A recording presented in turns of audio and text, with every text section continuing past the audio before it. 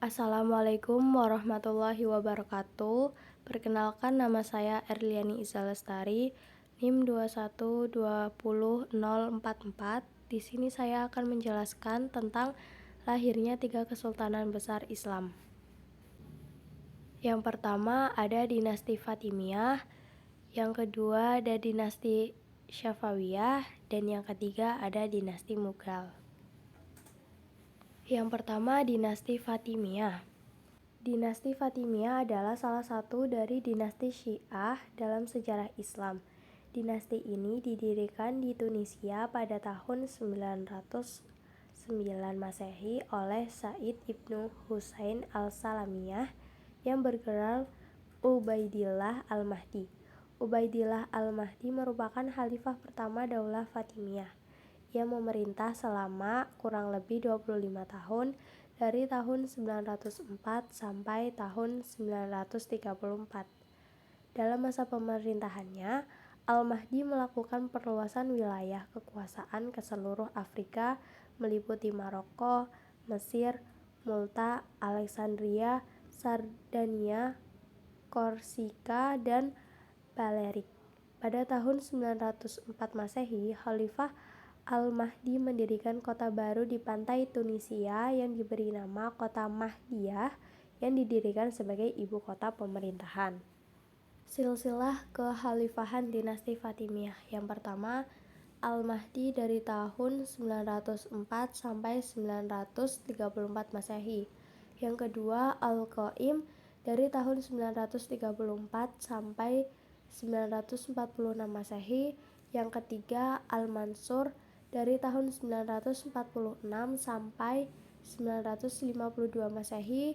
Yang keempat, Al-Mu'iz dari tahun 952 sampai 975 Masehi.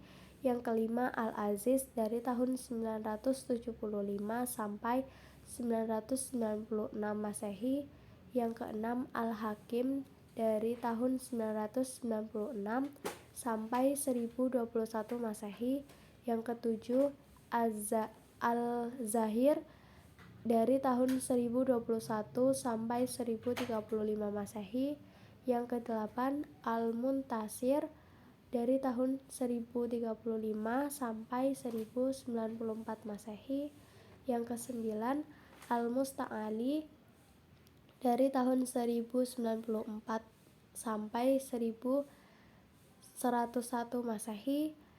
Yang kesepuluh, Al-Amir dari tahun 1101 sampai 1130 Masehi. Yang kesebelas, Al-Hafiz dari tahun 1130 sampai 1149 Masehi. Yang ke-12, Al-Zafir dari tahun 1149 sampai 1154 Masehi. Yang ke-13, Al-Faiz dari tahun 1154 sampai 1160 Masehi. Yang ke-14, Al-Adid dari tahun 1160 sampai 1171 Masehi. Selanjutnya, puncak keemasan dinasti Fatimiyah terjadi pada masa kepemimpinan Khalifah Al-Aziz. Kala itu, kebudayaan Islam berkembang dengan pesat. Buktinya bisa dilihat dari berdirinya Masjid Al-Aqsar yang berfungsi sebagai pusat pengkajian Islam dan ilmu pengetahuan. Kemajuan di bidang keilmuan dinasti Fatimiyah juga bisa dibuktikan lewat keberadaan Darul Hikmah atau Darul Ilmu yang dibangun oleh Al-Hakim. Kabarnya bangunan ini bangunan secara khusus untuk propaganda doktrin Syiah. Tak hanya keilmuan, dinasti Fatimiyah juga mencapai kemakmuran di bidang ekonomi. Dinasti tersebut berhasil mengungguli Irak dan daerah lainnya. Selain itu, hubungan perdagangan dengan negara non-Islam juga terjalin dengan sangat baik. Kemudian, selanjutnya tentang kemunduran dinasti Fatimiyah. Ketika masa pemerintahan Al-Aziz berakhir, dinasti Fatimiyah langsung mengalami kemunduran pesat. Kala itu Al-Aziz yang meninggal dunia digantikan oleh putranya Abu Ali Mansur Al-Hakim yang masih berusia 11 tahun. Al-Hakim melakukan hal yang kejam. Ia membunuh wazir, menghancurkan gereja, merusak kuburan suci umat Kristen, dan menerapkan aturan kontroversial untuk masyarakat non-Islam. Di samping itu, runtuhnya dinasti Fatimiyah juga dipicu oleh faktor eksternal, di mana bangsa Normandia, Banu Saljuk, Banu Hilal, dan Banu Sulaim mulai menguasai wilayah Fatimiyah secara perlahan-lahan. Kemudian selanjutnya tentang dinasti Safawiyah. Dinasti Safawiyah bermula dari gerakan Sufi di kawasan Azerbaijan yang disebut Safawiyah. Pendiri gerakan Sufi ini ialah Syekh Syafi al-Din. Syafi al-Din kemudian mengganti ajaran Sufi ini menjadi ajaran Syiah sebagai tanggapan terhadap serangan tentara Mongol di wilayah Azerbaijan. Pada abad ke-15, Safawiyah kemudian berubah karakter menjadi militan di bawah Syekh Junaid dan Syekh Haidar. Kemudian mulai meluas pengaruh dan kekuasaannya dalam bidang politik dan militer ke seluruh Iran dan berhasil merebut seluruh Iran dari pemerintahan Timuriyah. Silsilah Khalifah Dinasti Safawiyah. Yang pertama, Ismail I dari tahun 1502 sampai 1524 Masehi. Yang kedua, Tahmasp I dari tahun 1525 sampai 1576 Masehi. Yang ketiga, Ismail II dari tahun 1576 sampai 1577 Masehi. Yang keempat, Muhammad I dari tahun 1577 sampai 1587 Masehi. Yang kelima, Abbas I dari tahun 1587 sampai 1629 Masehi. Yang keenam, Safi dari tahun 1629 sampai 1642 Masehi. Yang ketujuh, Abbas II dari tahun 1642 sampai 1666 Masehi. Yang kedelapan, Sulaiman I dari tahun 1666 sampai 1694 Masehi. Yang kesembilan, Sultan Husain dari tahun 1694 sampai 1722 Masehi. Yang kesepuluh, Tahmasp II dari tahun 1729 sampai 1732 Masehi. Yang ke-11, Abbas III dari tahun 1732 sampai 1736 Masehi. Selanjutnya yaitu pencapaian yang diraih oleh dinasti Safawiyah. Pada masa Abbas I, dinasti Safawiyah perlahan-lahan mengalami kemajuan. Langkah-langkah yang ditempuh Abbas I dalam memajukan dinasti Safawiyah diantaranya yaitu yang pertama, berusaha menghilangkan dominasi Qizibaz dari dinasti Safawiyah dengan cara membentuk pasukan-pasukan baru yang anggotanya terdiri dari budak-budak yang berasal dari tawanan-tawanan bangsa Georgia, Armenia, dan Sirkasia yang ada sejak pemerintahan Tahmasp I. Yang kedua, mengadakan perjanjian damai dengan Turki Utsmani. Di samping itu, Abbas I berjanji untuk tidak akan menghina tiga khalifah pertama dalam Islam, yaitu Abu Bakar, Umar bin Khattab, dan Utsman bin Affan dalam khutbah-khutbah Jumat. Sebagai jaminan atas syarat-syarat tersebut, Abbas I menyerahkan saudara sepupunya yaitu Haidar Mirza sebagai sandera di Istanbul. Setelah dinasti Safawiyah menjadi kuat kembali, Abbas I mulai melakukan ekspansi dan merebut kembali wilayah-wilayah kekuasaan yang telah hilang. Abbas I juga melakukan penyerangan kepada Turki Utsmani. Pada saat itu, Turki Utsmani di bawah kepimpinan Sultan Muhammad II. Abbas I menyerang Turki Utsmani dan berhasil menaklukkan wilayah Tabriz, Sirwan, dan Baghdad.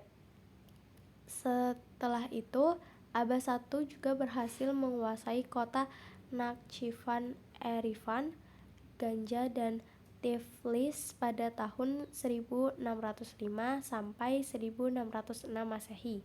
Pada tahun 1622 Masehi, Abbas I berhasil merebut Kepulauan Hormuz dan mengubah pelabuhan Qumrun menjadi pelabuhan Abbas. Pada pemerintahan Abbas I merupakan puncak kejayaan dinasti Safawiyah, serta politik Abbas I dapat mengatasi berbagai kemelut di dalam negeri yang mengganggu stabilitas negara dan berhasil merebut kembali wilayah-wilayah yang dulu pernah direbut dinasti lain pada pemerintahan sultan-sultan sebelumnya. Kemudian selanjutnya tentang kemunduran dinasti Safawiyah. Kejayaan Safawiyah mulai surut pada abad ke-17. Raja-raja Safawiyah semakin lama semakin tidak efisien dan hidup berfoya-foya. Iran juga terus diserang oleh Turki Utsmaniyah, Afgan, dan Arab. Pada tahun 1698, Kerman direbut oleh orang Baloch, sementara Khorasan ditaklukkan oleh orang Afgan pada tahun 1717. Selain itu, Safawiyah turut berhadapan dengan ancaman baru yaitu Kekaisaran Rusia di sebelah utara dan serangan tentara Mughal di sebelah timur. Lebih buruk lagi, ekonomi Safawiyah merosot akibat perubahan jalur perdagangan antara timur dan barat, sehingga jalur Sutera tidak lagi digunakan. Dinasti Safawi ditaklukkan dan Iran dikuasai oleh dinasti Hotak dari Afghanistan dari tahun 1722 sampai 1729 hingga restorasi dinasti Safawiyah dengan bantuan Jenderal Nader Shah. Setelah itu, Shah hanyalah penguasa boneka yang dikendalikan jenderal. Pada tahun 1736, Jenderal Nader Shah mengambil alih kekuatan sekaligus mengakhiri pemerintahan Safawiyah di Iran dan mendirikan dinasti Afshariyah. Selanjutnya yaitu tentang dinasti Mughal. Kerajaan Mughal merupakan kelanjutan dari Kesultanan Delhi sebab ia menandai puncak perjuangan panjang untuk membentuk sebuah imperium India Muslim yang didasarkan pada sebuah sintesa antara warisan bangsa Persia dan bangsa India. Kerajaan Mughal bukanlah kerajaan Islam pertama di India. Jika pada dinasti-dinasti sebelumnya Islam belum menemukan kejayaannya, maka kerajaan ini justru bersinar dan berjaya. Keberadaan kerajaan ini dalam periodisasi sejarah Islam dikenal sebagai masa kejayaan kedua setelah sebelum mengalami kecermelangan pada dinasti Abbasiyah. Kerajaan Mughal atau Mughalpen ini didirikan oleh Zahiruddin Muhammad Babur, salah satu dari cucu Timur Leng. Ayahnya Umar Mirza, penguasa Ferghana. Babur mewarisi daerah Ferghana dari orang tuanya ketika ia masih berusia 11 tahun. Ia berambisi dan bertekad akan menaklukkan Samarkand yang menjadi kota penting di Asia Tengah pada masa itu. Pada mulanya, ia mengalami kekalahan, tetapi karena mendapat bantuan dari Raja Safawi Ismail I, akhirnya berhasil menaklukkan Samarkand pada tahun 1494 Masehi. Silsilah kekhalifahan dinasti Mughal. Yang pertama, Bahadur Shah I dari tahun 1707 sampai 1712 Masehi. Yang kedua, Azimushah dari tahun 1712 sampai 1713 Masehi. Yang ketiga, Faruk Siyar dari tahun 1713 sampai 1719 Masehi. Yang keempat, Muhammad Shah dari tahun 1719 sampai 1748 Masehi. Yang kelima, Ahmad Syah dari tahun 1748 sampai 1754 Masehi. Yang keenam, Alamgir II dari tahun 1754 sampai 1759 Masehi. Yang ketujuh, Syah Alam dari tahun 1761 sampai 1806 Masehi. Yang kedelapan, Akbar dari tahun 1806 sampai 1837 Masehi. Yang kesembilan, Bahadur Syah II dari tahun 1837 sampai 1858 Masehi. Selanjutnya, pencapaian dinasti Mughal. Puncak kejayaan kerajaan Mughal terjadi pada masa pemerintahan putra Humayun, Akbar Han, pada tahun 1556 sampai 1605 Masehi. Sistem pemerintahan Akbar adalah militeristik. Akbar berhasil memperluas wilayah sampai Kashmir dan Gujarat. Pejabatnya diwajibkan mengikuti latihan militer. Politik Akbar yang sangat terkenal dan berhasil menyatukan rakyatnya adalah sulhul kul atau toleransi universal yang memandang sama semua derajatnya. Akbar menciptakan din ilahi yang menjadikan semua agama menjadi satu demi stabilitas antara Hindu dan Islam. Akbar mengawini putri pemuka Hindu dan melarang memakan daging sapi. Kemudian kemunduran dinasti Mughal. Kehancuran Mughal berawal dari sepeninggalan Aurangzeb pada tahun 1707 Masehi. Pada saat Kesultanan Mughal mulai menunjukkan tanda-tanda kemunduran karena generasi pemimpin selanjutnya sangat lemah. Sampai tahun 1856 Masehi, Sultan-Sultan Mughal tidak mampu lagi mengembalikan wilayah yang cukup luas dan kekuatan lokal Hindu yang cukup dinamis. Di samping karena konflik di antara mereka sendiri yang berebut kekuasaan, ada beberapa faktor yang menyebabkan kekuasaan dinasti Mughal ini mundur pada 1,5 abad terakhir dan membawa kehancuran pada tahun 1858 Masehi. Yang pertama, terjadi stagnasi dalam pembinaan kekuatan militer sehingga operasi militer Inggris di wilayah-wilayah pantai tidak dapat segera dipantau oleh kekuatan maritim Mughal. Begitu juga kekuatan pasukan darat. Bahkan mereka kurang terampil dalam mengoperasikan persenjataan buatan Mughal itu sendiri. Yang kedua, pendekatan Aurangzeb yang terlampau kasar dalam melaksanakan ide-ide Puritan dan kecenderungan asketisnya, sehingga konflik antar agama sangat sukar diatasi oleh sultan-sultan sesudahnya. Yang ketiga, dekadensi moral dan gaya hidup mewah di kalangan elit politik yang mengakibatkan pemborosan dalam penggunaan uang negara.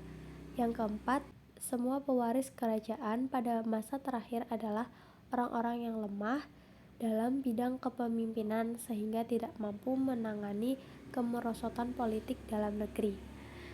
Sekian dari saya, kurang lebihnya mohon maaf. Wassalamualaikum warahmatullahi wabarakatuh.